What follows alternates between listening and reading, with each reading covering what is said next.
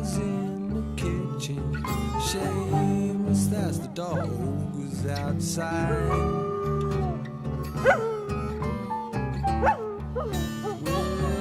Alors,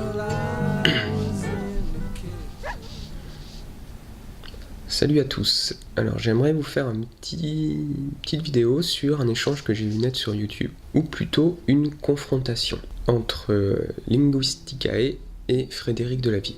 L'échange concerne cette vidéo qui parle de façon globale du langage animal, enfin de l'existence d'un langage animal. Vous avez aussi un échange de commentaires, c'est là que repose un peu le conflit naissant entre ces deux personnes. Il en a suivi, un peu plus tard, une vidéo de Monsieur Delavier, le tout traitant en fait de l'existence ou de l'inexistence de la notion de temps dans le langage humain et sur sa nécessité justement à la construction d'une société humaine. Dans sa vidéo, Linguisticae mentionne qu'il est peu pertinent d'aller chercher les caractéristiques du langage humain dans celui des animaux pour établir cela comme à proprement dit un langage, que cela fait preuve simplement d'un anthropomorphisme un peu trop radical. Concernant la notion de temps, n'étant en aucun cas évoquée dans cette même vidéo, on peut néanmoins faire cette distinction. L'homme n'a pas de nécessité de cette notion pour les tâches simples, même en groupe.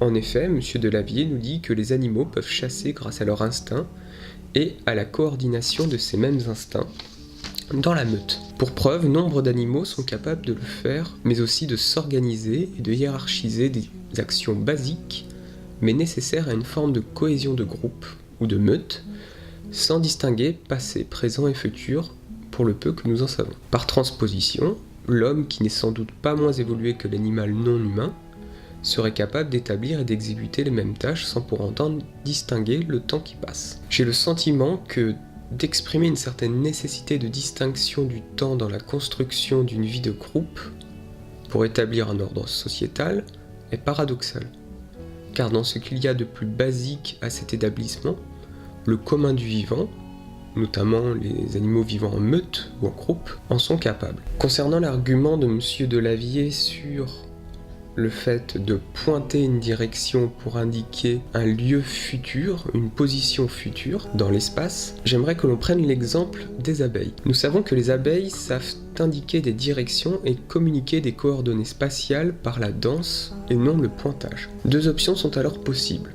Soit les abeilles ont la notion du temps, et cela ne nécessite pas le pointage et la libération d'un membre indicateur, conduisant du coup l'argument à devenir obsolète, soit elles n'ont pas la notion du temps, et indiquer des directions et se placer dans l'espace, comme elles savent le faire, ne permet pas une vision temporelle de son milieu. Donc on en viendrait à penser que savoir se placer dans l'espace ne nécessite pas comprendre la notion de temps. Maintenant, dans cet échange, dans cette confrontation qui a pu naître entre ces deux personnages, dans cet accrochage, il y a eu paradoxalement un problème de langage, de communication. Outre les mots plus forts les uns que les autres, les insultes, les choses un peu basses de l'esprit ayant été prononcées de part et d'autre, les propos de Linguisticae n'apparaissant pas au moment où je fais cette vidéo, cela ne montre que des égos blessés, de la fierté peut-être déplacée chez deux hommes.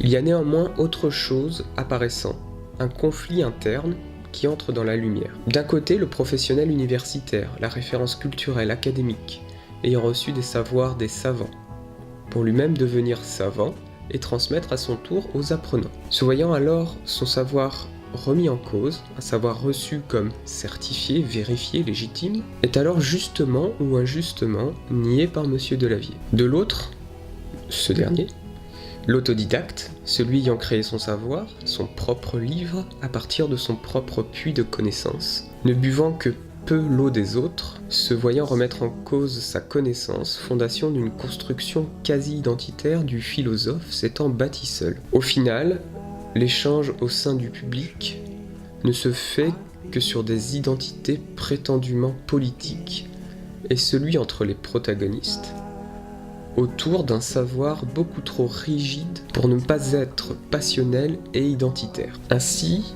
la paix des esprits et des paroles passera par le dialogue, mes amis, plus que par le débat, là où l'épistolaire ne permettant que peu la nuance, malheureusement. Alors messieurs, pour faire ainsi avancer la connaissance de ce lieu qu'est YouTube, partagez et dialoguez autour de cette pensée collaborative. Ne cherchez pas la vérité, car nos réalités sont intimes, et penser celle de l'autre, avancer avec celle de l'autre, relève de la tolérance. Alors, acceptez.